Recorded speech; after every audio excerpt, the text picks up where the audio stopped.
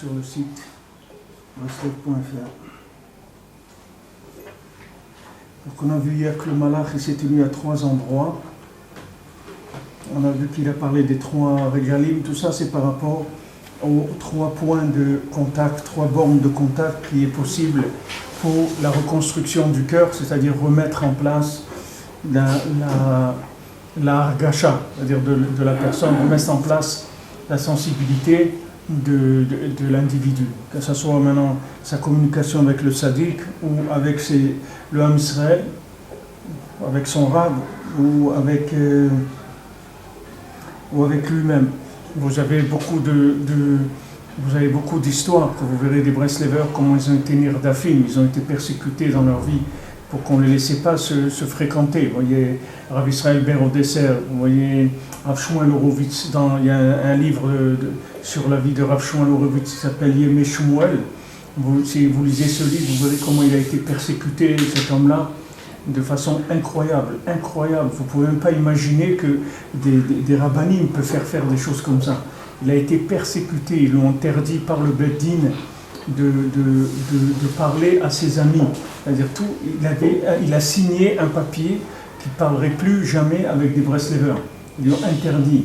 Ils l'ont séparé de sa femme. Il n'a pas pu assister à la Brit Mila de son fils. Il a souffert, mais c'est un homme, c'est incroyable ce qu'il a souffert, cet homme-là, uniquement pour Breslev, pour être Breslev.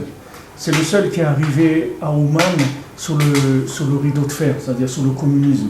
Quand ils l'ont vu arriver à Ouman, les gens ils n'ont pas compris, parce que c'est impossible d'arriver là-bas. C'est-à-dire, vous lisez sa vie, vous voyez des dizaines de fois, il allait se faire tuer avant d'arriver à Ouman. Il passait les frontières, les gens, ils tiraient dessus. C'est pas Mamash, il a fait Messiout Nefesh, il ne pouvait plus revenir après. Il est resté 3 ans à Ouman, il ne pouvait plus revenir en Eretz. Après, il a été emprisonné à Moscou, parce qu'ils l'ont pris pour un espion, il avait des grandes péotes comme ça. Ils l'ont pris pour un espion, il avait comme c'était le protectorat anglais en Israël, donc ils avaient des papiers anglais, les gens qui habitaient ici. Donc ils l'ont vu, ils croyaient que c'était un espion qui était venu, un espion anglais. Ils l'ont mis en prison, il est resté là-bas en prison, je ne sais pas combien de mois. Il est sorti le jour de la Sfira de Rabbeinu, le Netzach chez Ben Netzach, il est sorti. Tout Pessah, il a fait Ta'anit pendant les 8 jours de Pessah. Il y a un qui buvait de l'eau, c'est tout, dans la prison. Et il dit que la lumière qu'il a vue dans la prison à Moscou, il n'a jamais vue dans sa vie, ni à Yerushalayim, ni au Kotel, ni à Méron, ni à Ouman. Il dit la lumière qu'il a vue quand il était en prison, mais c'est un homme très très très spécial, hein. C'est un très grand monsieur. C'est-à-dire, il était Davouk Bachem, c'est un Mekoubal, il habitait à Méron, à la fin de sa vie il habitait à Méron, il faisait pousser des plantes, des légumes, tout avec des kavanotes de Kabbalah. C'est-à-dire, c'était un homme très très profond. Le Shabbat, Shmuel Horowitz, c'est ça. Shmuel Horowitz, c'est un descendant du Shla, Kadosh. C'est un descendant du Shla. Lui-même, il est venu d'une famille qui n'était pas du tout des Breslev. Mais comme son père ou son grand-père, une fois il y avait un Breslev qui vendait des livres à Tzfat, et son père ou son grand-père, il est venu voir ce Breslev et il avait une petite valise, il vendait des livres. Alors il lui a dit, tu dégages d'ici, je ne veux pas que tu vendes des livres Breslev ici. Alors on lui a dit, moi je ne fais pas de mal, je me mets là de côté. Il a dit non, il lui a pris la valise de livres, il lui a renversé, il lui a jeté par terre. Alors le Breslever lui a dit, regarde, moi, j'ai jamais maudit personne dans ma vie, mais maintenant je vais te maudire que tu vas avoir un fils qui va être un Breslev. Comme ça. Et ça a été comme ça. Et dès qu'il avait 5 ans, il dit, même pas 5 ans, le petit, il était attiré, mais comme un... ils ont tout essayé pour l'empêcher. Il dit que même une fois, son père, il lui a fermé les doigts dans la porte. Il a pris la porte, il lui a mis la main dans la porte, il lui a fermé les doigts dans la porte pour pas qu'il aille à la synagogue Breslev. On ne peut pas imaginer ce que c'est, parce qu'aujourd'hui, on est dans un monde de YouTube, tout c'est un tube, tout ça rentre dedans. C'est pas ce que ça veut dire, les choses. Mais avant, pour vous dire qu'est-ce que c'est ce mien de Bilam et tout, il ne faut pas croire que c'est Stam, un moment qu'il y a eu. Ça a été tout le temps des persécutions pour que les gens ne trouvent pas le tzaddik, d'empêcher les gens de se rapprocher du tzaddik. C'était ça le travail du Satan Ikari. Après, il y a la marloquette dans le Ham Israël, toutes les histoires qu'il fait entre les Juifs eux-mêmes. Et après, il y a le fait qu'il empêche de parler, il empêche d'ouvrir sa bouche, il empêche de parler avec Hachem. Je pensais ce matin, comment ça se dit le shalom en français? Ça se dit la paix, c'est le paix. Les gens ils cherchent la paix. Qu'est-ce que c'est la paix en hébreu? C'est la bouche. C'est ça le kéli du shalom. Dans ta bouche, tu as le kéli du shalom. C'est ta bouche, avec ça tu peux faire le shalom, tu peux tout faire. Mais Zeprinat Yud Gimel, Zeprinat Asmichut, chez Kol HaParashiot, chez Beseder Pinchas. C'est ça la juxtaposition de toutes les parashiot qu'il y a dans la paracha de Pinchas. Qui Pinchas ichnia klipat Bil'am. Parce que Pinchas, il a cassé la klipa de Bil'am. Valideze zacha la keuna, shobrinat or ahava hakdosha, c'est shora excel nekuda. Il a mérité la keuna, alors que Pinchas n'était pas un Kohen. Il a reçu la keuna, que ça c'est la lumière de la hava d'Hachem qui se trouve dans la nekuda. Comme on a expliqué dans la Torah et qu'on a expliqué dans toutes les halachot qu'on a vues, dans tous les farshim qu'on a vus. Or, un nekuda, c'est-à-dire la lumière de la nekuda, la lumière qui se trouve dans le point, dans le cœur de chacun, c'est une lumière dans laquelle il y a la hava d'Hachem. Hava d'Hachem, c'est ça ce qui trouve dans le cœur de chacun. Maintenant, c'est ça qui va être attaqué de tous les côtés. C'est ça qu'on va viser. Donc maintenant, quelqu'un, il a une histoire, on l'a crié, on lui a fait être... Son cœur, il perd cette nekuda là. Cette nekuda, c'est pas qu'il la perd complètement, mais le contact, il perd le contact de cette nekuda. Maintenant, cette nekuda, ce point-là, c'est le point où il capte l'amour d'Hachem permanent. Hachem, il a créé le monde par amour, uniquement pour donner. Donc maintenant, il y a un contact avec Hachem permanent chez tout le monde. Tout le monde a ça. Seulement toute l'humanité, toute la Sitra Achara, elle influence les gens pour les déconnecter de ça. Mais si quelqu'un il rentre dans le travail de cette nekuda-là, il verra des choses, n'importe qui, même si quelqu'un n'est pas juif. Il y avait quelqu'un, un musulman, il avait une bracha extraordinaire et il soignait les gens, il était riche, il avait quelque chose d'extraordinaire. Alors quelqu'un, une fois, il lui a demandé d'où tu as ça. Alors il n'a pas dit tout de suite, mais au bout d'un certain temps, il lui a dit je vais te dire mon secret, qu'est-ce que c'est. Il l'a amené dans une chambre, il avait là-bas le Shem Havaya. Il avait un grand Shem Yud Kevavke qui était écrit, et il dit voilà, moi je viens, je me prosterne devant ce nom-là, le nom d'Hachem, tous les jours, je parle avec lui, et voilà, de ça vient tout ce que je fais, ça vient de ça, du fait que, c'est-à-dire que chaque individu, le fait que quelqu'un est vivant, ça veut dire qu'il a cette nekuda. Maintenant, dans le Ham Israël, c'est une nekuda qui est déjà très développée, de la naissance même. À la naissance même, c'est pour ça qu'un juif ne peut pas reculer. C'est-à-dire un juif, il ne peut qu'avancer. C'est-à-dire l'état dans lequel il naît, c'est un état qu'il n'a le choix que d'avancer. Il ne peut pas reculer. C'est-à-dire qu'il ne peut pas aller en arrière et se convertir au christianisme ou à des trucs à n'importe quoi, il ne peut pas se convertir. Parce que l'état de ce point-là, il est développé déjà. Donc il n'a pas le droit au retour en arrière. Il ne peut pas revenir en arrière. Mais quelqu'un qui n'est pas juif, il peut choisir de développer ce point ou de ne pas le développer. Il n'est pas obligé de le développer. Mais il l'a. C'est-à-dire tout ce qui est vivant dans le monde, c'est parce qu'il y a ce point-là de contact avec l'infini. Dès que ce point-là, il s'éteint, la personne, elle meurt. Il n'y a pas c'est ça la vie. Ce qui s'appelle la vie, c'est ça. Personne ne sait ce que c'est la vie. Les gens ils disent le cœur il bat, le cerveau il marche, le sang il truc, mais la vie, personne ne sait ce que c'est. La vie, c'est ça. C'est la nekuda de En-Sof, d'infini, qui se trouve dans chaque chose qui a été créée. Par amour uniquement. Alors quoi, une pierre, elle n'est pas vivante. Alors, une pierre qui n'est pas vivante, le minéral. Pourquoi il n'est pas vivant, le minéral? Il n'y a pas de vie. Ah, tu veux dire, il est quand même vivant. C'est parce que tu ne vois pas. Toi, tu ne vois pas qu'elle est vivante. Maintenant, si tu prends un scanner, il y a des scanners. Quand le Baal Shem Tov il est venu une fois dans un endroit, une fois, il a trouvé un Talmid Chacham, il était dans une grenouille depuis 2 ou 3 siècles. Il était au bord de l'eau, il a trouvé un Talmid Chacham des siècles, je ne sais pas combien, qu'il était là-bas. Parce qu'il ne faisait pas attention à Netilat Yadayim. Alors il est revenu dans une grenouille, comme ça, il était au bord d'un... Il a fallu que Baal Shem Tov il aille là-bas, et qu'il fasse là-bas Netilat Yadayim parce qu'il a eu besoin. Et quand il a fait Netilat Yadayim, il a fait sortir de là-bas. Mais il n'y a pas de matière morte, ça n'existe pas. Ça n'existe pas. Même les tzadikim, quand Moshe Rabbeinu il a dit, je sais qu'après ma mort, vous allez fauter. Mais Rabbi Nathan il dit, qu'est-ce que ça veut dire? Il leur a dit après ma mort. Je sais que vous allez vous dépêcher de me considérer comme mort. Et avec ça, vous allez fauter. Parce que vous savez que si vous me considérez comme vivant, vous ne pourrez jamais fauter. Parce que je suis toujours là avec vous. Comme j'étais avant, comme je suis maintenant. Je ne vais jamais partir. Rabbeinu, quand ils lui ont dit, mais vous partez, vous nous laissez, Rabbeinu dit, chas v'shalom, je vais vous laisser. Comment vous pouvez penser une chose comme ça, que je vais vous laisser? Jamais je vais vous laisser. Je m'occuperai de vous pour l'éternité. Jamais je vais vous laisser. Le Rebbe, il est toujours là. Seulement, le choix de chacun, de le chercher ou pas, il augmente chaque jour. Chaque jour, il y a plus de difficultés à chercher. Mais celui qui cherche, c'est beaucoup plus facile. Chaque jour, c'est plus facile.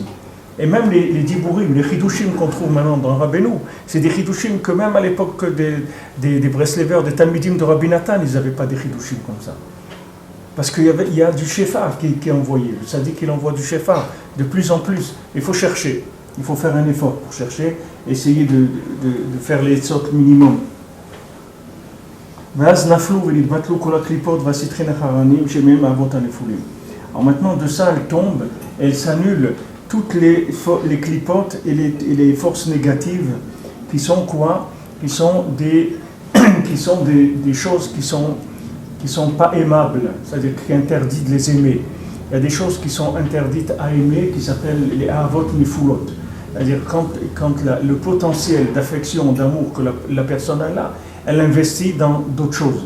Alors quand elle investit là-dedans, ça vient pas de lui, ça vient des clipotes qui sont sur son cœur. Parce que lui, son cœur, il a un point d'Ahava d'Hachem, que s'il le laisse s'exprimer, il va aller directement vers Hachem.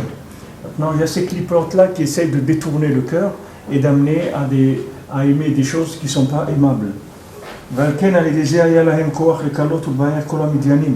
De là, ils ont eu la force, l'homme Israël, d'attaquer, de battre tous les Midianim. Tout le pays de Midian, ils ont pu les battre. Pourquoi?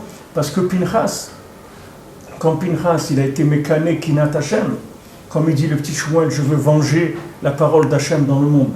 C'est-à-dire que maintenant, quand Pinchas il est venu venger Hachem dans le monde, quand il a vu une chose pareille qui se passait avec la Midianite, etc., avec le Zimri Ben Salout, il a dit c'est quoi ça? Qu'on fait des choses comme ça. Alors il a vengé la parole d'Hachem. Quand il a vengé la parole d'Hachem, alors la Nekuda de la Hava d'Hachem, elle est sortie. Parce que quand quelqu'un il veut venger l'honneur d'Hachem, c'est ça la preuve de sa Hava. Quand quelqu'un il est jaloux d'Hachem, comme la Gemara elle dit, là où il n'y a pas de jalousie, il n'y a pas d'amour. Les gens aujourd'hui, c'est des notions, c'est sorti il y a peut-être 20 ou 30 ans, qu'il faut être cool, c'est-à-dire qu'il ne faut pas être jaloux. Un mari qui est jaloux de sa femme, c'est un manque d'ouverture d'esprit, mais pas du tout. Quelqu'un qui n'est pas jaloux de sa femme, pas chaud, ça veut dire qu'il n'aime pas. Parce que quelqu'un qui aime, il est jaloux, ça va avec, c'est impossible de séparer ces choses-là. Maintenant, les goïms, ça les arrange d'emmener des choses dans ce monde, comme ça. Parce que ça, c'est pour casser pour emmener du gamabrit dans le monde. Mais quelqu'un qui est jaloux de sa femme, qui est jaloux, c'est tout à fait naturel. Et une femme qui est jalouse de son mari, au contraire, c'est la preuve qu'elle l'aime. Alors pourquoi un homme il peut avoir plusieurs femmes? Théoriquement, je veux dire. C'est cruel alors. Alors ça veut dire quoi? C'est des questions qui ne nous concernent pas. Nous, avec une, on ne s'en sort pas. Alors, on ne parle pas de plusieurs femmes. Il a répondu comme ça. Il a dit, je peux prendre mieux. Bassali, il a dit à quelqu'un, il a dit, attends, on va voir comment tu t'en sors avec une, après on parlera de la deuxième. Si tu poses des questions, c'est des questions de Picsou. C'est des feuilletons, c'est des dessins animés, on n'est pas concerné par ça.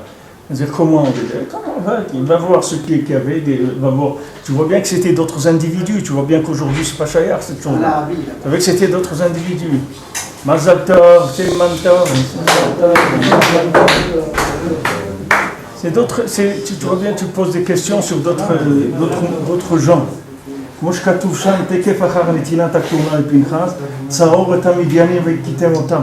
Une fois que Pinchas, il a fait cet acte-là de venger l'honneur d'Hachem, C'est-à-dire qu'il a été contre le Gamabrit, contre cette chose-là qui était quelque chose de transgression d'alliance d'Hachem. Tout de suite, Hachem, il a dit à Moshe Rabbeinu, vas-y, attaque les Midianim. Tout de suite, va les attaquer. Parce que les Midianim, c'est eux qui les ont fait tomber dans le Gamabrit, à cause de la Clara de Bilam. Ils les ont fait tomber avec les filles de Midian. Donc maintenant, Hachem, il attendait le moment. Mais vous voyez que la possibilité de vaincre les Midianim, ça vient de combien quelqu'un il venge la parole d'Hachem. C'est-à-dire combien quelqu'un il vient et il dit non, nous ça, on n'accepte pas. Pourquoi? Parce qu'Hachem il nous a dit de faire comme ça, c'est tout. C'est tout. Hachem il a dit qu'on doit faire la Brit Mila, donc nous on fait la Brit Mila. C'est un pays, il nous empêche de faire la Brit Mila, mais sachez qu'on va partir, c'est tout. Et on ne va pas rester là. Alors les gens ils disent, eh bien partez, quand on va partir, vous verrez ce qui va se passer. Regardez en Thaïlande ou autre où il n'y a pas de juifs, il n'y a pas beaucoup de juifs, regardez ce qui se passe.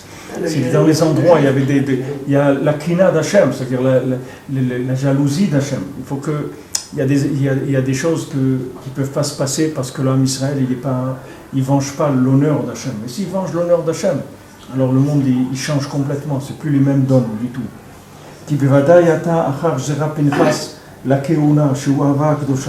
Parce que maintenant c'est sûr que quand Pinchas il a mérité d'avoir la keuna, d'être un Kohen, que ça s'appelle l'amour kadosh, saint, et des élites batlou à klipot, hem avot nifulot. Que maintenant ça a annulé les klipot, qui sont les passions et les affections qui sont interdites. Maintenant, c'est sûr qu'on peut frapper et on peut éliminer les Midianim qui ont fait fauter le Ham Israël avec la force de Bilam. Pourquoi on leur en voulait à ces Midianim-là? Parce qu'ils avaient un but, c'était de faire tomber le Ham Israël. C'est pas seulement des gens qui voulaient faire la guerre avec le Ham Israël pour du manger ou de l'argent ou des choses. C'est des gens qui étaient influencés par Bilam pour faire tomber le Ham Israël dans le Gamabrit, pour justement par ça affaiblir la Nekuda de Ahava, de Gdusha, d'Hachem, et par ça diminuer la force de la parole. Parce que quelqu'un, quand il n'aime plus, il ne veut plus parler. Comment il va parler? Quand quelqu'un se dispute avec quelqu'un, il dit moi je ne lui parle plus celui-là, je ne veux plus lui parler. Parce que quand il n'y a plus d'Ahava, il n'y a plus de Dibour. Le Dibour, il faut qu'il y ait un minimum de Ahava, comme c'est écrit pour Yosef. Il ne pouvait pas parler avec ses frères. Parce qu'ils étaient tellement contre lui qu'ils n'avaient pas de Dibour, ils ne pouvaient pas parler avec eux. Maintenant, ces Midianim-là, sous le conseil de Bilam, ils ont fait tomber le Ham Israël avec des passions qui étaient interdites. Et ça a fait que tous les problèmes, ils sont morts 24 000 de ça. C'est pas simple, il y a eu des milliers de morts en conséquence de cette chose-là. Alors Hachem, il attendait qu'il y ait un moment où il y a une révélation de l'amour de Gdusha. Dès qu'il y a cette révélation, Hachem il donne automatiquement tout de suite l'ordre de nettoyer le terrain. Et c'est écrit même pour Shaoul. C'est écrit pour Shaoul que Shaoul Amelech, quand Hachem il lui a dit, Hachem 2 fois, il lui a fait une épreuve à Shaoul 2 fois. La première fois, il a dit tu vas attaquer Amalek, tu vas tuer Amalek. Mais tu tues tout. Les animaux, les hommes, les femmes, les enfants, tout. Tu rases tout complètement. La première fois, Shaoul il n'a pas fait. Akash Baruch Hu, il n'était pas content. Il a dit à Shmuel, écoute, bon, ils ont arrangé et tout. Il a dit ok. Et après, il a attendu, il lui a donné une 2e fois. Maintenant, c'est écrit la 2e fois quand ils ont vu le troupeau. Et même Agag, le roi de Amalek, il a eu pitié de lui. Et Shaoul, il a eu pitié de lui. Alors il a dit, tu as eu pitié de lui. Ok. Il a dit à Shmuel, ça y est, tu l'enlèves, j'ai déjà quelqu'un d'autre. Tu vas chez Isha et j'ai déjà trouvé un autre roi pour ça. Tout de suite. Parce que maintenant, s'il n'arrive pas à faire cette chose-là, ça veut dire que quelque part dans la va d'Hachem, il y a un problème. Il y a un problème. C'est-à-dire qu'il y a un problème de soumission, c'est-à-dire d'amour, de ratson d'Hachem. Il lui manque quelque chose. Comme on dit Shabbat be'ava ou ratson, c'est-à-dire avec l'amour et du vouloir. C'est-à-dire que si la personne n'arrive pas à se soumettre, ça veut dire quelque part il y a un manque d'amour d'Hachem. Et c'est ça qui fait pourquoi on a des ta'avot. Parce qu'on a des ta'avot, parce qu'on n'aime pas Kadosh Baruch Hu, c'est pour ça on aime d'autres choses. Si maintenant on développait la Avad Hashem, toutes les ta'avot elles s'en vont. Et puis il ne reste plus rien. Parce que l'amour d'Hachem, ça brûle toutes les Ahavot Nefulot. Ça brûle toutes les passions de ce monde. C'est pas en attaquant les passions de ce monde. Il faut régler le problème à la base. C'est-à-dire, il faut régler qu'est-ce qui nous empêche d'aimer Hachem. Ce qui nous empêche d'aimer Hachem, c'est ça qu'il faut régler. Une fois qu'on a réglé ça, toutes les autres choses qu'on aime, elles vont disparaître automatiquement. Il faut commencer par arranger ça. Donc quand Pinchas il est venu et il a vengé l'amour d'Hachem par le fait de dire comment quelqu'un il peut faire des choses comme ça, et donc il les a tués, et il a eu beaucoup de nissim, parce que comme c'était un Kohen et tout, il y a beaucoup de choses dans la halakha, c'est pas pachout qu'un Kohen il tue des gens, c'est pas pachout, parce qu'il y a une âme de tout matmet, il y a beaucoup de choses très compliquées, mais il a eu plein de miracles qui se sont faits, pour que justement, même qu'il les a tués et tout, et Maasé, il n'avait pas la main sur la lance quand la lance les a transpercés. Il y a beaucoup de choses qui sont faites de miracles pour pas qu'il ait des problèmes. Il a soulevé après la lance? Il y a peut-être qu'il a soulevé, mais que c'est pas lui qui a levé, que ça s'est levé. Il a eu beaucoup de miracles pour le protéger. Même Yaakov Avinu, on voit que Yaakov Avinu, il était très peiné de devoir tuer Esav et ses hommes. Parce que Yaakov, c'était pas un gringalet, Yaakov, c'était pas un rat de bibliothèque, c'est pas ça Yaakov Avinu. Yaakov Avinu, c'était un gibor, il avait la émouna dans Hachem. Il a dit, mais non, mais ça me fait de la peine que je vais les tuer à tous, ça me dérange. Ça me dérange cette chose-là. Même Yaakov ne voulait pas stable tuer des gens. Il a fait tout ce qu'il a pu pour essayer de calmer, qu'il n'y ait pas une guerre avec eux, il ne voulait pas les tuer. Mais quand Pinchas, maintenant, il a vu cette chose-là, il a dit ça peut pas être quoi, un nasi, un truc du Ham Israël, il va faire une chose comme ça. Tout de suite, il est sorti contre.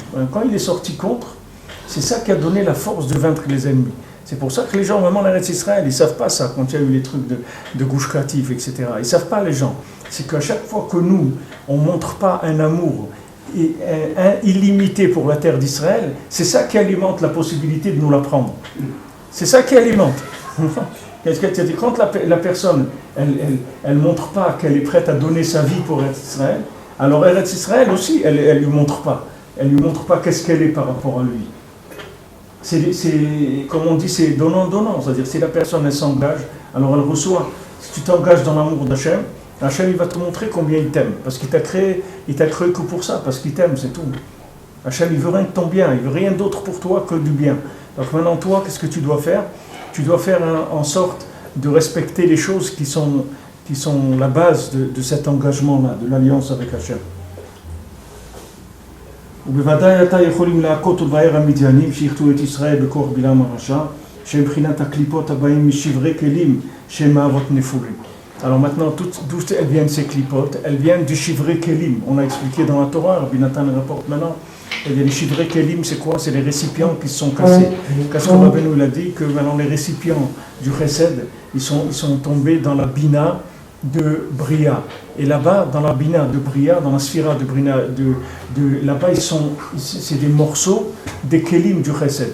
Alors maintenant, le fait que le keli du Chesed, il n'est pas entier, c'est ça qui fait qu'il y a des clipotes. C'est-à-dire que maintenant, le fait, c'est comme si vous avez un puzzle, que ce puzzle-là, il n'a pas d'image. C'est rien que des morceaux. C'est très difficile de trouver comment l'assembler. Parce que nous, qu'est-ce qui nous guide dans le puzzle pour le remonter? C'est l'image, oui. Quand on voit le pied d'un tigre, on ne va pas le mettre sur la tête. Parce qu'on regarde. Mais imaginez, vous avez un puzzle, c'est que des formes. On n'a pas collé l'image encore dessus. On dit, allez, vas-y, assemble-le. Mais c'est très, très difficile. C'est extrêmement difficile, c'est la même chose, ça.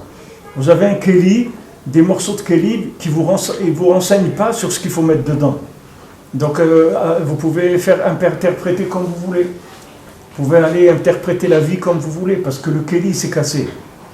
Donc, du moment que le keli il est cassé, n'importe comment que les gens ils vont vouloir interpréter, tout va marcher.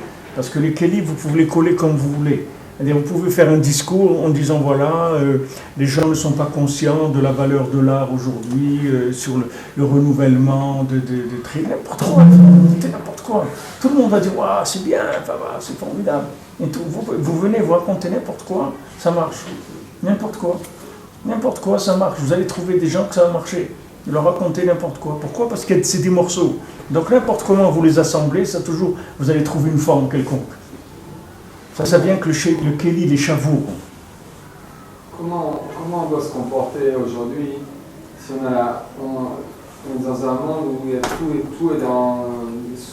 sauté, tout est dans Internet, la télévision, la rue, les pièces sous, par terre, c'est tout. Et dans un autre sens, on ne veut pas avoir l'œil de Bilam, de voir à chaque fois de rentrer comme un foie, pourquoi tu fais ça, pourquoi tu es comme ça, pourquoi tu parles comme ça, pourquoi tu regardes ça, pourquoi. Et dans un autre sens, on ne veut pas être dans Meshukaim, on ne veut pas laisser faire ça aussi. Alors, comment on arrive à vivre une vie normale? Mais c'est ça qu'on est en train d'apprendre. Tout ce qu'on étudie là, c'est pour ça. C'est que par la hava, c'est tout. Il n'y a que de l'amour, c'est tout. Il n'y a rien d'autre qui peut sauver quelqu'un aujourd'hui. Aujourd'hui, la seule chose qui peut sauver quelqu'un, que ce soit dans la Torah ou dans la vie tout simplement, c'est qu'il se sente aimé, c'est tout. Si quelqu'un se sent aimé, si des parents qui sont dans le judaïsme, ils aiment leurs enfants, jamais ils s'éloigneront du judaïsme. Jamais. Jamais ils pourront s'éloigner. Parce qu'il y a l'amour que les parents ils ont pour les enfants, ça les attache à Kadosh Baruch Hu. Cet amour-là, il attache à Hachem. C'est-à-dire la personne, jamais elle est en roue libre. Pourquoi on doit faire attention à des orphelins? On a vu les halachot. Pourquoi les orphelins, on doit faire attention? Parce que c'est des gens qui n'ont pas cette chose-là. Ils n'ont pas vécu cette chose-là. Bien que c'est écrit que la neshama de leur papa ou leur maman qui sont décédés, elle est toujours en train de les protéger, de les aider. On a eu ici Rabbi Hanan Spector, la Rachalom, qui était ici à Breslev, qu'il était orphelin, mais son père, il venait étudier de temps en temps avec lui, du Olam HaEmet. Sa mère, elle ne voyait pas qu'il était là. Mais le petit, il avait 5 ans, son père, il venait étudier la Torah avec lui. Il avait une autorisation spéciale, il venait, il étudiait avec son fils. Il était là, ce monsieur. Je l'ai connu, il était ici à la chose. Je ne parle pas de quelqu'un d'il y a 3 siècles. Il est mort en 1984. Il était ici à la Chou. Et ce monsieur-là, son père est venu étudier le Olam HaEmet avec lui. Alors il y a une protection, mais ce n'est pas comme une affection effective sur le terrain avec des actes, avec des regards, avec des gestes, avec une chaleur humaine, avec chaque fois que vous allez accompagner votre enfant, parce que ça, il veut ça, il a besoin de ça, vous lui témoignez à chaque fois de l'affection et de l'amour. C'est la seule chose qui va l'attacher. Tout le reste, c'est écrit, il n'y a rien qui peut... La kina de Pinchas, on ne peut pas... C'est un autre travail. Mais la kina de Pinchas, c'est que de l'amour, c'est rien d'autre. Tu crois que la kina de Pinchas, c'est qu'il était énervé? Il n'était pas énervé du tout. C'est qu'à un moment, l'amour d'Hachem qu'il avait, il était tellement fort qu'il ne pouvait pas supporter. Moi, j'avais le Rav avec qui j'étudiais la Gemara, à la Vachalom, Moyal, Avraham Ben Chaim Moyal, à la Vachalom. Il était chouchette, lui, quand il était jeune. Il travaillait dans les abattoirs. Et dans les abattoirs, il y a des gens qui sont c'est pas des gens comme... C'est pas les mêmes que tu vois au café du coin. Tu vois. Les gens qui travaillent dans les abattoirs, ils sont très spéciaux. Alors, quand les Juifs ils viennent, c'est pas parce que les Juifs, c'est des gens qui font de l'abattage rituel que c'est des gens qui sont nerveux ou autres. C'est des gens normaux. Ils font un travail, c'est tout. C'est pas... Mais là-bas, avec des goïms, il y avait beaucoup de problèmes. Alors, une fois, il m'a raconté, Rav Moya Shalom, il est arrivé à l'hôpital, à l'abattoir le matin, et il y avait un autre chouchette qui travaillait avec lui. Et à un moment, un gars, il vient, il prend le jet d'eau avec quoi il avait le parterre, et il commence à arroser ce chouchette là, ce jeune. Il commence à l'arroser comme ça, de la tête aux pieds, comme ça, avec un jet d'eau, il le mouille entièrement, et ils étaient 2 ou 3, ils rigolaient. Et Avraham Moyal, il m'a dit ça. Il m'a dit, tu vois, ça je ne pouvais pas. Il a pris son couteau, un grand couteau comme ça, il a hurlé, il a dit, vous arrêtez. Il a hurlé comme ça, ils sont devenus blancs. Ils ont vu que c'était décidé, que s'il ne s'arrêtait pas, il allait y aller. Mais tu vois, c'est d'où ça vient ça? La hava, c'est tout. C'est pas parce qu'il était énervé, il n'était pas énervé. C'est-à-dire que c'est l'amour, il voit un juif comme ça qui se fait... Il dit, je peux pas, j'ai pas le droit de laisser une situation comme ça, il faut que je fasse quelque chose. C'est-à-dire que le massé de Pinchas, il n'y a pas de nerf du tout, puisque il lui a donné la keuna, ça veut dire c'est que de l'amour, il n'y a aucun nerf du tout. C'est pas des nerfs. C'est pas, les gens dans le monde, ils interprètent des actes comme ça, comme si la personne elle est énervée ou elle est méchante. C'est pas des nerfs, c'est de l'amour d'Hachem. David Amelech, il tuait des milliers de gens sans aucun nerf, il n'avait pas de nerf du tout. David Amelech, il a dit, mon cœur, il est vide, il n'y a aucune midara dans mon cœur. C'est que de l'amour d'Hachem, c'est tout. C'est pas autre chose, c'est ça le koach, il venait de là son koach. Valken alach Pinchas ba'atzmo, et la milchama azot. C'est pour ça que Pinchas lui-même, il a été dans cette guerre-là contre les Midianim. Ve'u be'atzmo harag et Bilam. C'est lui-même qui a tué Bilam. C'est Pinchas qui a tué Bilam. C'est lui-même qui a été, parce que il est remonté à la racine du mal. C'est-à-dire, qui est-ce qui a fait tous ces problèmes-là? Qui est-ce qui a entraîné le Pgam Abrit dans le Ham Israël? Qui est-ce qui a fait tout ça? C'est Bilam. Alors lui, en réparant, il est remonté jusqu'à la racine et il a tué Bilam. Deux fois de suite, il a eu un S. Oui. Beaucoup de Nissim, il a eu. Il a eu beaucoup de Nissim. Hachem lui a fait beaucoup de miracles. Qui karach na'atam aya l'aider Pinchas, chez Zachal et Ahava Kdosha, chez Uprinat Akeuna Kana. Parce que tout le fait qu'ils ont pu faire tomber les Midianim, les battre, c'était grâce à Pinchas que lui, il a été zoché de l'amour d'Hachem, qui s'appelle la Keuna. La Keuna, c'est Hachem, il a choisi les Kohanim parce qu'ils aiment Hachem. Et ils ont donné leur vie pour Hachem. Comme tu vois par exemple Shmuel, sa mère, elle a dit, moi je le donne entièrement pour le Beth Amikdash, c'est tout. Voilà, il est kadosh pour le Beth Amikdash, c'est tout. Il n'a rien à voir avec ce monde. Les Kohanim, ils n'ont rien à voir avec le monde de ce monde-là, et toutes les combines et tous les trucs de ce monde. Kohanim, c'est des gens qui vivent rien qu'avec Hachem, c'est tout. Ils ne connaissent pas ce monde du tout. Donc eux, ils sont avec Hachem dans le Beth Amikdash, ils aiment l'homme Israël. Et quand le Ham Israël il vient chez eux, alors il réveille chez chacun la Hava d'Hachem. Et c'est ça qui fait faire tchouva. Et c'est pour ça qu'on peut faire un korban. S'il n'y avait pas ça, on n'aurait pas fait. À quoi ça sert quelqu'un maintenant? Il a fait une avéra, qu'est-ce qu'il va mener une vache? Il va tuer une vache. Qu'est-ce qu'il va faire? À quoi ça sert ça? À quoi ça sert qu'il va tuer une vache? Parce que lui maintenant, il a volé à quelqu'un, ou il a fait une avéra, il a été Mechalel Shabbat, il va tuer une vache en plus. C'est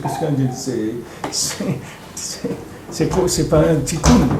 Non, le tikkun, ça vient justement parce que maintenant, ce Bédam-là, il va rentrer au Beth Amikdash, il va rencontrer le Kohen.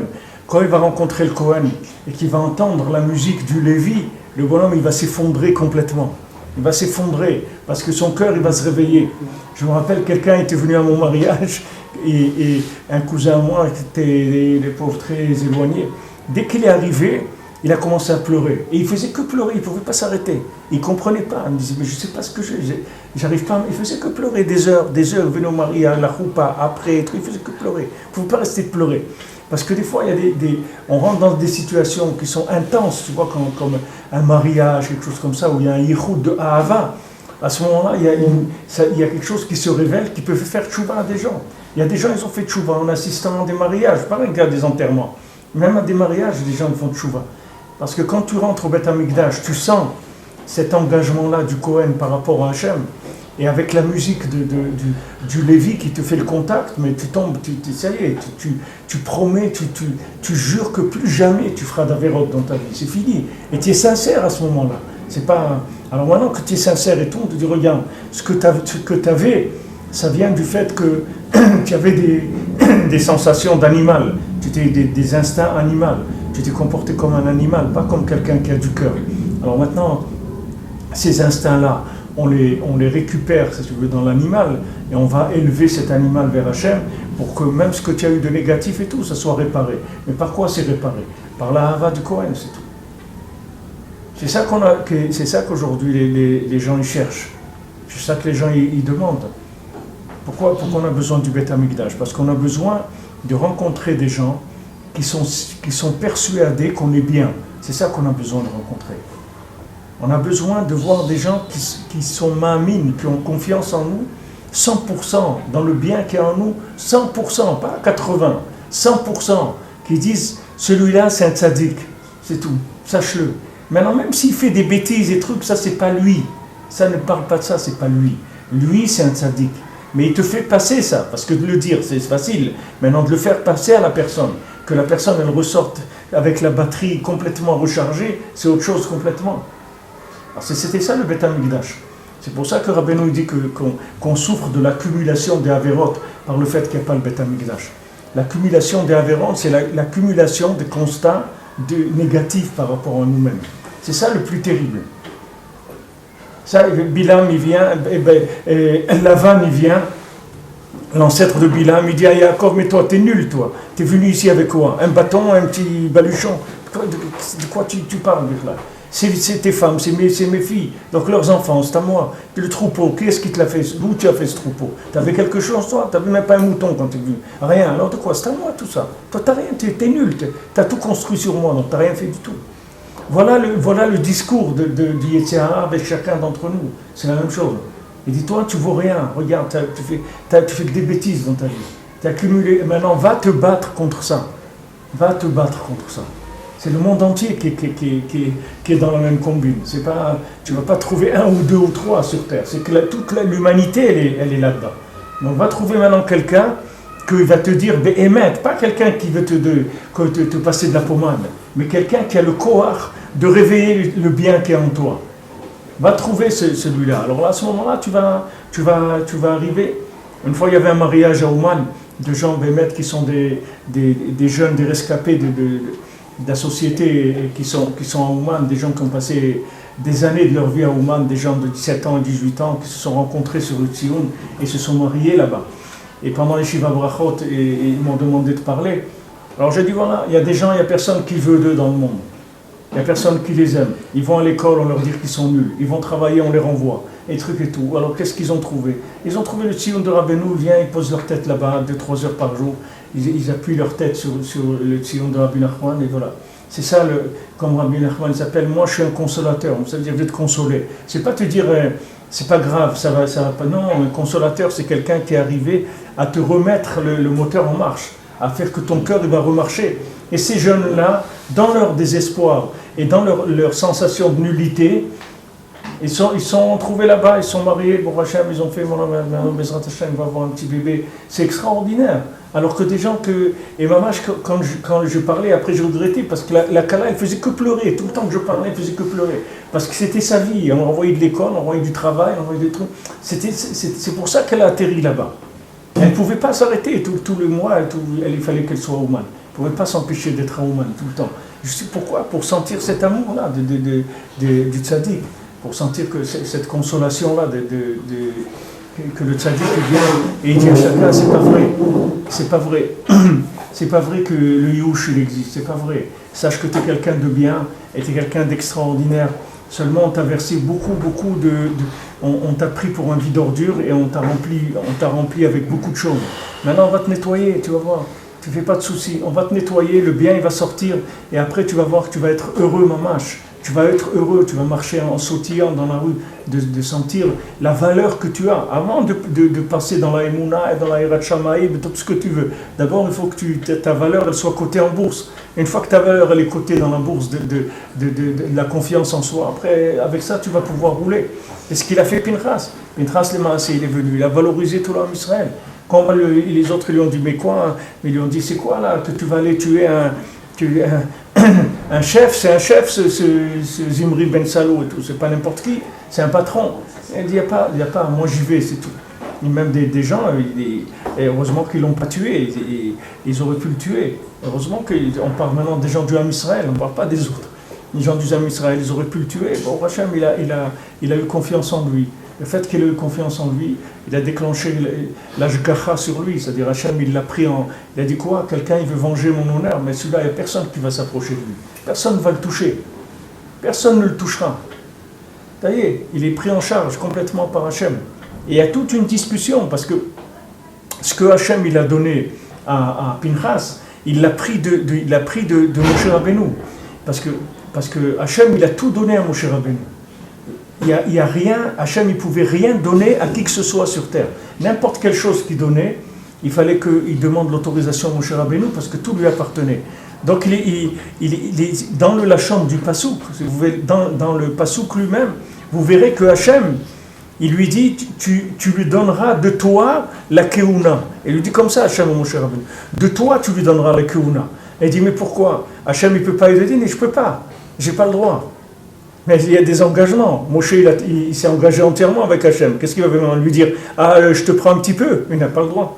Il ne peut pas lui prendre. Donc il lui dit, est-ce que tu es d'accord que je prenne un peu de ce que je t'ai donné, de la Keuna que je donne à Pinchas? Alors Moshe Rabbeinu lui dit, qu'est-ce que tu me demandes à moi? Mais tout t'appartient. Pourquoi tu me demandes? Tu fais ce que tu veux dans ton monde. Et il dit non. Hachem dit non. Je fais pas ce que je veux. Je fais ce que je veux quand les gens ne sont pas engagés avec moi. Mais quand les gens ils sont engagés avec moi, je fais plus ce que je veux.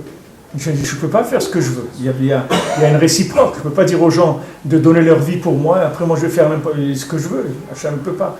Donc il a demandé à Moshe de lui donner une partie de la Keuna pour la donner à Pinchas. Et après il a eu tous les nissim qu'il avait, de Shgacha Pratit. וזה שנסתוו תקף אחר כך למנות את ישראל כדי לעורר כוח כל נפש ונשף שיש מ-60 ריבון נפשות ישראל. Donc après tout de suite ils ont eu l'ordre de compter le Ham Israël. Compter le Ham Israël pour réveiller la force justement du côté unique de chacun. Comme maintenant il y avait un grand travail communautaire de groupe quand ils étaient dans cette situation-là, c'était beaucoup par groupe, par tribu, etc. Maintenant, il fallait prendre chacun et le compter. Maintenant, le compter, comme on dit comme on dit en français, tu comptes pour beurre, on dit à quelqu'un, il compte pour beurre. Tu comptes pour du beurre à Paris. Tu comptes pour du beurre. Pour du beurre, voilà. À Paris, pour du beurre, ça veut dire quoi? Ça veut dire que maintenant, il n'a pas... Qu'il soit là, qu'il soit pas là, ça ne change rien du tout. Maintenant, de compter le Ham Israël, c'était pour aller dans le contraire de cette Nekuda-là. C'est-à-dire que maintenant, comme ils étaient passés par le problème avec Midian et qu'ils étaient tombés là-bas, les gens, donc ils avaient perdu complètement la confiance en eux. Ils pensaient qu'ils valaient rien, mais il fallait les compter. Parce qu'en les comptant, on allait valoriser chacun et dire voilà, toi t'es important, et toi t'es important, et toi aussi. Et chacun, on allait faire ressortir le point de chacun. De réveiller la force de chaque âme des 600 000 juifs, pourquoi? Pour amener la Nekuda Tova qu'il y a dans chacun. Pourquoi on a besoin à Rosh Hashanah? Les gens disent ouais, mais vous êtes 30 000 ou 40 000. Mais on a besoin de 600 000 minimum. Quelques millions on a besoin. Parce qu'on a besoin de toutes ces Nekudot Tovot là, de chacun. Chacun qui va venir, c'est une Nekuda Tova. Chacun, c'est une Nekuda Tova.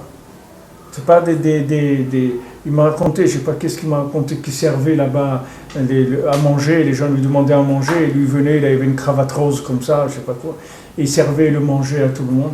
Et après, il m'a dit, je crois que c'est c'est quelqu'un qui est un avocat à New York, il est très proche du maire de New York, il travaille avec lui et tout, c'est des gens très importants, mais Ouman, il est là dans les cuisines, il est en train de vient, il sert aux gens. C'est ça parce que c'est ça sa Nekuda, la véritable Nekuda. Ce qu'il a envie de faire, c'est ça. C'est pas d'être avocat à la cour de New York.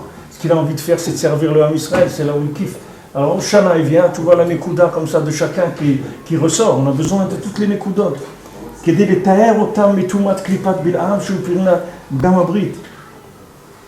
Pourquoi?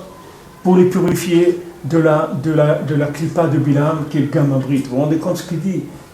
Regardez ce qu'il dit. Normalement, si vous voulez dire quelqu'un, vous voulez réparer l'alliance. Il a été pogam dans le Brit. Alors normalement, comme il a demandé tout à l'heure David, maintenant quelqu'un il vient, il a fait des bêtises, etc. Il a été avec des filles de Midian, il a fait Avodazara, tout ça. Il vient, normalement on doit lui passer un savon. Pourquoi on dit un savon? C'est pour le laver, c'est-à-dire pour lui enlever ce qu'il a de pas bien. Mais voilà, c'est pas ça la méthode, du tout. Regardez qu'est-ce qu'il fait. Et maintenant il appelle chacun et lui dit, toi, tu as une valeur unique. C'est comme ça qu'il répare le Gamabrit. Le Gamabrit, il vient du fait que la personne, elle a perdu conscience de sa valeur. C'est ça qui la laisse se déprécier et tomber dans des choses qui ne sont pas bien. C'est parce que la personne, elle a perdu la considération d'elle-même. Si la personne, elle était sûre qu'elle est quelqu'un de bien, jamais elle tomberait dans des choses comme ça. Donc maintenant, la réparation, c'était de les compter. C'est-à-dire de savoir que chacun, il compte pour quelque chose. Et chacun, il a sa valeur. Ça, c'est la réparation, c'est ça Tikkun Abrit. Il dit ici, regardez dans les mots, c'est des mots. Les purifier de la Touma de Klippat Bilam, qui est Gamabrit, c'était en les comptant. C'est comme ça qu'il a réparé cette Touma-là, en disant, toi, tu as une valeur. Toi, tu as une valeur. Et bien, c'est comme ça que aussi chacun il doit éduquer ses enfants et tout pour les protéger contre la Klippa. c'est que les enfants ils soient conscients qu'ils ont une valeur. Plus ils seront conscients qu'ils ont une valeur, moins ils vont aller dans des choses qui sont les maasés, des endroits de destruction du côté affectif de la personne, que les gens ils essaient de chercher. Pourquoi les gens ils vont chercher de l'affection à bas prix? Pourquoi les gens parce qu'ils n'ont pas la valeur qu'il faut avoir, la considération de leur valeur pour recevoir l'affection à un certain niveau de noblesse. Les gens ils n'ont pas ça. Donc ils vont chercher dans des bêtises. Les gens vont regarder des trucs pas propres, des gnanis pas bien. Pourquoi ils vont là-dedans? Parce qu'au fond d'eux, ils pensent qu'ils valent rien du tout. Alors ils vont aller chercher de l'affection dans des choses qui sont des choses nulles, même si c'est qu'ils le savent. Tu leur dis maintenant, mais tu sais que c'est pas bien, il va te dire je sais que c'est pas bien. Mais qu'est-ce qu'il va? Il va chercher un peu d'affection dans ces bêtises-là, parce que lui, il n'est pas conscient de sa valeur. S'il était conscient de sa valeur, il n'irait pas là-bas. Donc ce qu'il faut, la réparation de ça, c'est la valorisation de la personne. C'est-à-dire quand on l'a compté, on lui dit viens, tu es important, tu es important, tu es quelqu'un d'important. Rabbeinu il dit que quand maintenant tu reçois un invité, alors tu dois lui faire son lit. C'est-à-dire que le ikar de Achnasat Ochim, c'est de faire le lit de la personne. Et on dit que le Chafetz Chaim, il se couchait dans le lit aussi de la personne avant qu'elle vienne pour voir s'il était bien le lit. Bon, c'est pas comme aujourd'hui que les matelas ils sont standards. À l'époque c'était Mistama, il faisait le lit avec des trucs, ça peut être, il peut y avoir une boule quelque part ou un truc qui rentre dans le dos, je sais pas. En tout cas le Chafetz Chaim il se couchait d'abord dans le lit, il tournait, il essayait le lit avant que l'invité il arrive. Le Chafetz Chaim il avait autre chose à faire dans sa vie que de faire des essayas de matelas. C'était un homme qui était occupé, il était vraiment occupé. Quand une fois ils lui ont demandé de donner du limoud, de son limoud, alors il a réfléchi et tout, il a dit bon je donne un quart d'heure. Il dit comment un quart d'heure? Tu ne pouvais pas donner un jour ou deux? Il ne peut pas un quart d'heure du Chafetz Chaim, c'est-à-dire c'est des gens, ils avaient chaque minute de leur vie, elle était rentabilisée, c'était des gens qui étaient... Et voilà, il essayait le lit de la personne, parce que, puis Rabbeinu il dit quand tu reçois un invité, le ikar c'est de lui préparer son lit. Parce que maintenant, quand quelqu'un, tu lui as préparé son lit, ça veut dire que c'est comme ça que tu mechabed oto be'emet. C'est ça que tu mechabed oto be'emet. Si quelqu'un, il vient et trouve un lit qui est bien, ça c'est le vrai kavod que tu lui fais. C'est comme ça que tu lui donnes la véritable valeur. C'est ça qui s'appelle Achnasat Ochim. Le manger, tout ça, c'est secondaire. Le ikar, c'est ça. Rabbeinu il a dit dans le Sefer Aganouz, dans le Sefer qui a été caché, c'était une des choses qu'on sait. Rabbeinu il a dit que le ikar de l'Achnasat Ochim, c'est de préparer le lit de l'invité. Alors il y a des choses que nous on ne sait pas. Hein? C'est un Israf, c'est Sefer Aganouz, il ressortira après. Alors dans Rabbeinu il a dit ça, maintenant nous on ne comprend pas. Mais on sait que c'est des choses qui valorisent. Tu vois par exemple, c'est écrit dans Shulchan Aruch que quand quelqu'un, sa femme, elle est nida, alors elle n'a pas le droit de lui faire son lit devant lui. C'est interdit. Une femme, elle n'a pas le droit de faire le lit à son mari devant lui quand elle est nida. Pourquoi? Parce que c'est un témoignage d'affection de faire le lit à quelqu'un. Et comme maintenant elle est nida, elle peut pas témoigner d'affection. Elle doit le faire quand il est pas présent dans la chambre. Parce que dans chaque juif, il y a un point positif qui est unique, qu'il n'y a pas chez l'autre. Comme le Rebbe l'a dit dans la Torah 34. C'est pour ça qu'il a fallu compter tout le Ham Israël. Kol Yotze Tzava. C'est-à-dire tout celui qui sort dans l'armée. Ça veut dire Kol Yotze Lilchom Milchamot Hashem Bazeh Olam. Qu'est-ce que ça veut dire Kol Yotze Tzava? Ça veut dire tout celui qui va faire la guerre pour Hashem dans ce monde, il faut le compter, parce qu'il a une valeur. Pour réveiller la force du point positif que se trouve dans chacun. Hachanochi. Qu'est-ce que c'est Hachanochi? C'est-à-dire le nom, le Chanochi, c'est-à-dire celui qui vient de Chanoch. Shmi me'id alehem al tikun abrit, ki ha berosh yud basof. Qui est Berosh et Yud Basof. Maintenant, Hachem, il a dit chacun dit, par exemple, Chanoch, il dit Mishpachat Ha-Chanochi. Maintenant, pourquoi Ha-Chanochi? Parce qu'il y a He d'abord et Yud à la fin. C'est-à-dire pour dire qu'ils sont Kadosh. Chacun il est Kadosh.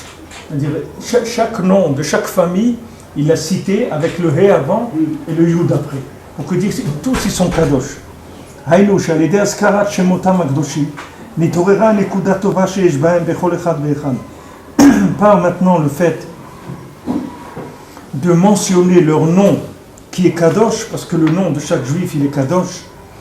Alors, Nitorera Nekuda Tova Sheish Bahem. Alors la Nekuda Tova qu'il y a dans chacun s'est réveillée. Bechol Echad Ve'echad Shubchinat Shmo Yitbarach.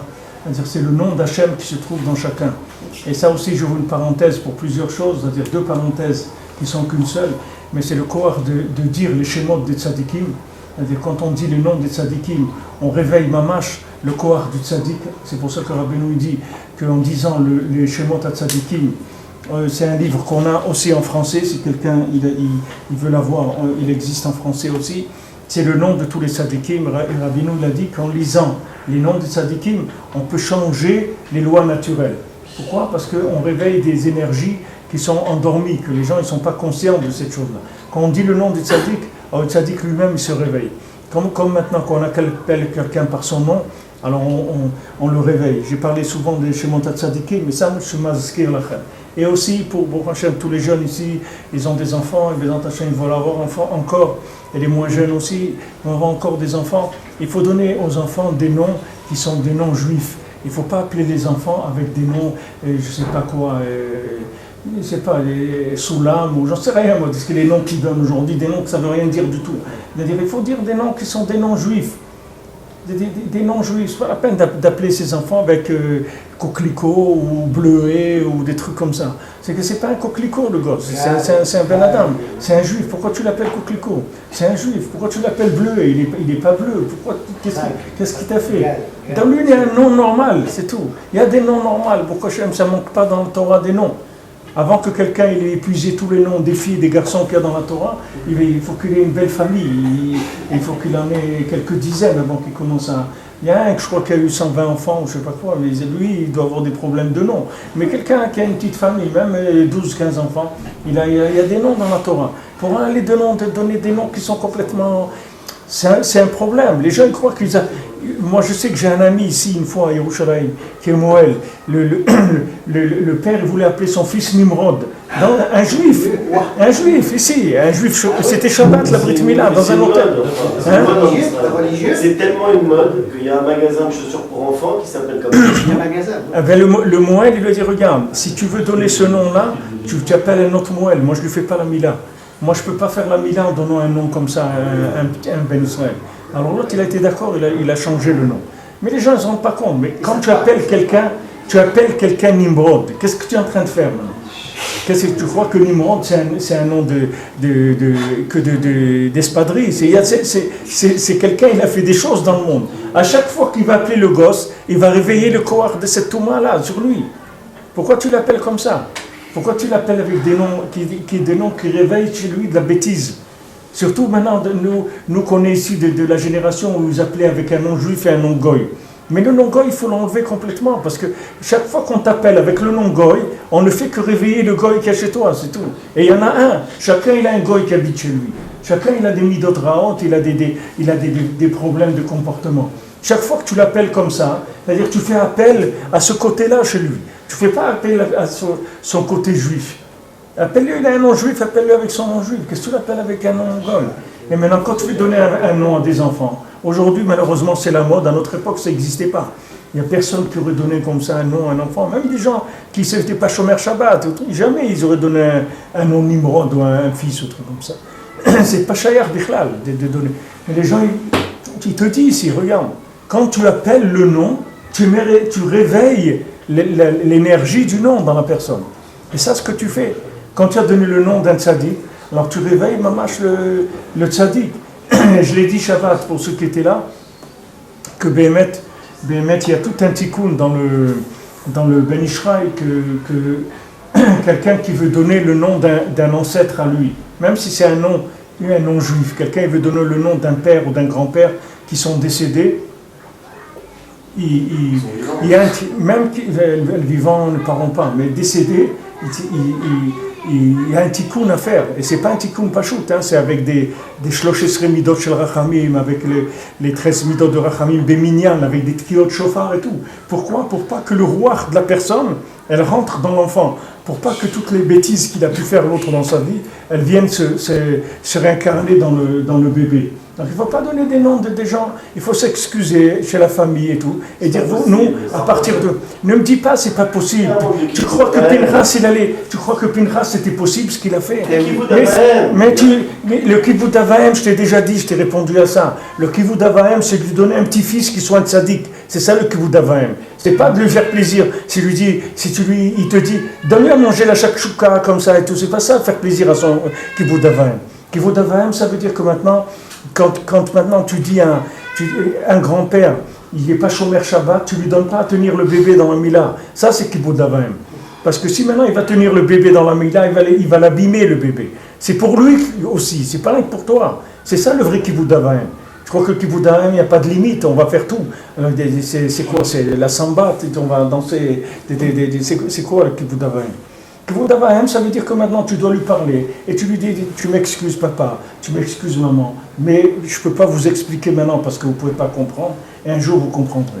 Maintenant, bien sûr, si tu vas rien qu'avec du cœur, tu ne pourras jamais faire ça. Mais il y a un moment où il faut que tu donnes ton cœur à Hachem, pas à tes sensations familiales. Et écoute, moi je te garantis que même si maintenant ils sont en colère, ça passe tout ça. Mais par contre, si tu donnes un nom de quelqu'un qui était problématique, ça passe pas. Ça, il va souffrir le gosse, tu comprends? Pourquoi tu vas le faire souffrir? Moi, je te donne des témoignages. Moi, je te donne des témoignages de gens qui sont des Talmidei Chachamim. À part ce que je te dis qui est écrit, mais je peux te donner des témoignages vivants qui vont te dire que Mamash, ils ont donné le nom d'un grand-père. L'enfant, il était comme le grand-père, avec tous les défauts qu'il avait le grand-père. Il aimait boire de l'alcool, le gosse il boit de l'alcool. Il aimait ça, il est truc. Mamash, tu vois, comme s'il a fait un clonage sur lui. Pourquoi tu veux faire ça? Il y a aussi des tu as une neshama. Si le type, c'est un type bien, globalement, c'est un type qui a toujours été. Qu'est-ce que ça veut dire globalement? C'est un type qui a été bien, qui a été sérieux avec sa femme, qui a été travailleur, qui a été machin. Quelqu'un de bien, quelqu'un qu'on a envie de le prendre en référence. Moi, je suis très content d'avoir le nom de mon grand-père. Alors, si c'est une référence. Je suis très content d'avoir les forces de mon grand-père. Ok, si c'est une référence pour toi, pas de problème. Mais il y a d'autres références dans la vie qui sont choses. Rabbeinu, il a eu des garçons, il a eu des filles. Il a eu des élèves. Ça, c'est des références qui sont des références où tu peux être tranquille. Ce n'est pas des références d'après tes notions de référence à toi. C'est des notions de référence qui sont au-dessus de tout. Et moi, quand j'ai demandé aux anciens rabbinim de Breslev, j'ai dit les noms de mes enfants, qu'est-ce que je donne? Il dit, tu donnes que des noms des talmidim de Rabbeinu. Voilà, tu appelles tes enfants par rapport aux élèves de Rabbeinu. Il y a Rabbi Nathan, il y a Rav Naftali, il y a Rav Shimon Isaac, il y a Rav Aaron, il y a beaucoup de noms. Tu donnes des noms comme ça, c'est tout. Ah, maintenant, ils vont faire la tête, mais ils vont faire la tête maintenant. Mais sur longue durée, ils ne vont pas faire la tête. Une fois qu'ils vont être dans l'autre monde, ils ne vont pas faire la tête du tout. Je peux te dire qu'ils vont sourire, ils vont sourire, ils vont être heureux. Parce que tu attires une neshama kedosha. Tu peux donner un nom comme ça et un nom comme ça. Tu peux faire en sorte que c'est très grave. Mais il faut l'appeler, c'est ça. Moi, je vous dis ce qu'il faut faire. Maintenant, faites ce que vous pouvez, c'est tout. Mais moi, je ne peux pas vous rouler. Moi, je dois vous dire ce qu'il faut faire, c'est tout. Vous voulez avoir des bons enfants, vous voulez des enfants qui soient des tzadikim, c'est écrit dans les Sfarim, quand tu donnes le nom d'un tzadik, il y a une étincelle du tzadik qui vient dans l'enfant. Maintenant, si tu appelles ton fils Shimon sur Rabbi Shimon Bar Yochai, tu as une étincelle de Rabbi Shimon Bar Yochai qui vient dans l'enfant. Maintenant, au lieu de l'appeler un nom d'un champion de tennis, il vaut mieux que tu l'appelles avec le nom d'un tzadik. Non, c'est normal. Pas de ça. Si le père ou le grand-père, il a un nom de tzaddik. Mon père s'appelle Youssef. Est-ce que moi, du fait que je veux le faire, il ne faut pas que tu aies cette kavana-là. Il faut que tu dises Béférouche. Moi, j'ai des enfants qui ont donné le nom de mon père et je les ai avertis avant. Je dis, c'est pas sur mon père que vous les nommez. Il me dit, non, je dis, parce que je ne veux pas que vous nommez sur mon père. Ah, d'accord, on peut faire ça. Je dis, non, mais il faut que ça soit vrai ce que tu fais. C'est pas une combine, tu vois. C'est une combine, tu verras les résultats. On veut faire plaisir. Mais c'est pas pour faire plaisir, tu ne fais pas pour faire plaisir. Tu Non, fais pour parce pas que tu as former, envie pour pas d'appeler, former. et parce que Yosef Hatzadik, c'est quelqu'un qui t'a inspiré, et quelqu'un que tu as aimé. Et tu as envie que, à chaque fois que tu appelles ton fils Yosef, tu vas penser à Parashat Mikhaël, c'est un truc, c'est ça que tu veux, c'est ça qui t'intéresse. C'est pour ça que tu l'appelles comme ça. C'est pas parce que tu as un grand-père qui s'appelait comme ça. Je m'excuse, c'est pas facile. Non, c'est pas Mais il y a des choses, on ne peut pas faire des d'accord, discounts. c'est vrai que Il y a ça des a choses, l'air- on peut faire discount, là on peut Ça a pas. l'air cohérent, Je suis mais il y désolé. a quand même d'autres gens qui ont l'air cohérents aussi. Qu'est-ce qui est cohérent? Ce qui a l'air cohérent aussi, c'est la karatatov. C'est le principe qu'il y a une tradition. C'est le principe que si le type c'est pas un rachat et que Dafka c'est une référence morale pour toi sur certains points. Regarde-toi. Elle n'est pas parfaite, mais quand même. Benjamin, regarde-toi à la glace et tu verras la tradition, qu'est-ce qu'elle a fait de toi. Regarde-toi à la glace, man. Et tu vas voir la tradition où elle t'a amené. Baruch Hashem, qu'à un moment tu as coupé avec ta tradition, parce que je ne sais pas où tu aurais été avec cette tradition-là. Baruch Hashem, qu'à un moment cette tradition s'est coupée, et il faut continuer à la couper jusqu'au bout. C'est tout. Si tu veux réussir dans ta vie, cette tradition-là, il faut l'éliminer de ta vie. Je dis, j'ai déjà dit plusieurs fois au Ballet de Chouva, c'est des gens qui sont loin, c'est des gens qui ont fait des bêtises dans leur vie et qui n'en avaient rien à faire de leur père et de leur mère et de leur grand-père et de personne. Ils étaient des fous, ils ont fait ce qu'ils ont voulu dans leur vie. Maintenant qu'ils ont trouvé la Torah, ils recommencent à faire Kibud Avayim, Pitom, ça se réveille. Mais c'est maintenant qu'il faut faire encore moins qu'avant. Si c'est quelque chose qui vient en contradiction par rapport à une parole de Rabbeinu ou un désir ou un souhait même de Rabbeinu. Rabbeinu, quand il te dit quelque chose, tu peux être tranquille que Rabbeinu, il ne dit pas des choses tam. Rabbeinu, il y avait une dame, elle a eu un garçon. Et il lui a dit, tu vas l'appeler ton fils Nachman. Et si tu l'appelles, tu vas l'appeler Nachman. Et tu ne vas jamais l'allaiter quand tu auras tes règles. Et si tu fais ça, la même chose que moi, je suis un chidouche, dans mon inyan, lui, ça serait un chidouche dans son inyan. Et là, elle a eu, après des problèmes, elle n'a pas pu, elle a allaité une fois, alors qu'elle était nida. Il lui a dit, un chidouche, ça ne sera plus. Maintenant, toi, tu vas dire, ouais, mais le pauvre, il crie, là, si maintenant, où tu crois que c'est un maître, ou tu ne crois pas que c'est un maître, c'est tout. Mais Rabbeinu, il te laisse tranquille, Rabbeinu ne va pas venir. Non, il peut te venir en rêve et te crier, mais ça, c'est si tu es à un niveau, il faut que tu sois à un niveau pour ça. Mais la plupart des gens, il va te laisser faire ce que tu veux. Mais bon, Hachem, on a une tradition, on a demandé, chaque chose, on l'a demandé. Benjamin, on n'a pas fait ce qu'on avait envie de faire. On n'a pas fait ce qu'on avait envie de faire, tu comprends? Mes parents, ils sont venus à l'Em Shalom d'Israël, en France, pour la Brit Mila de mon fils qui était à Rosh Hashanah. Et avant qu'ils atterrissent, moi j'ai décollé pour partir et j'ai pas assisté au Brit de mon fils, tu comprends? Il n'y a pas de Kibud Avayim là-dedans. Rebbe l'a dit, il faut venir à Rosh Hashanah, on vient à Rosh Hashanah. Oui, mais il l'a dit, mais ne pas donner le nom de ton père. Il l'a dit, si moi je te le dis, ça veut dire qu'il l'a dit. Si je te dis, moi je demande à Rav Levi Yitzhak, c'est comme si Rabbeinu l'a dit, c'est la même chose. Parce que des gens, ils ont vécu que là-dedans. Ils savent très bien la tradition, qu'est-ce que c'est. Et même si tu vois Rabbi Nathan qui a donné un nom à ses enfants par rapport à... C'était d'autres choses complètement qu'aujourd'hui. Mais regarde d'où tu sors, ça te fait pas peur de ce qu'il y a derrière, ça te fait pas peur, tu crois que c'est... Ouais, c'est jouable, tu crois que c'est jouable. Il y a des antidotes aussi qui sont extraordinaires. Et je les veux, ces antidotes. Qu'est-ce que tu sais ce que c'est des antidotes ou des... Si j'en suis là, c'est aussi grâce à mon père. Si j'ai réussi La à me dot ou sortir de là où l'antidote ou les trucs, tu sais rien du tout, mon ami. Si tu n'es pas conscient que tu es un miraculé de la tête aux pieds, alors tu ne sais pas ce que c'est Rabbeinu. Quel antidote, quel truc, c'est où tu es passé par là, mais il ne faut pas en faire quelque chose de ça. Tout ça, il faut l'effacer. Il faut commencer une vie nouvelle. Ta vie nouvelle, Rabbi Nathan, il a dit moi, et pourtant Rabbi Nathan, il avait un passé qui était un peu plus reluisant que le nôtre, je peux te dire. Un peu plus reluisant que le nôtre.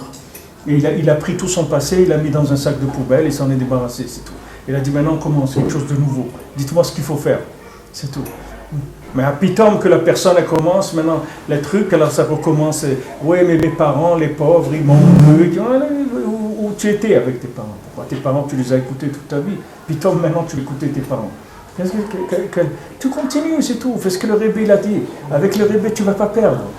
Tu ne vas jamais perdre. Fais ce que le Rebbe te dit de faire et tu ne vas pas perdre dans ta vie. Tu vas être gagnant. Après 120 ans, tu vas te coucher dans ta tombe, tu vas être tranquille. C'est tout. Mais ne va pas chercher des appréciations personnelles parce que vraiment, on n'en a pas besoin du tout. Et toi-même, tu n'en as pas besoin. C'est la chose qu'il faut que tu t'éloignes le plus c'est de tes sensations et de tes analyses à toi. Fais très attention à ça.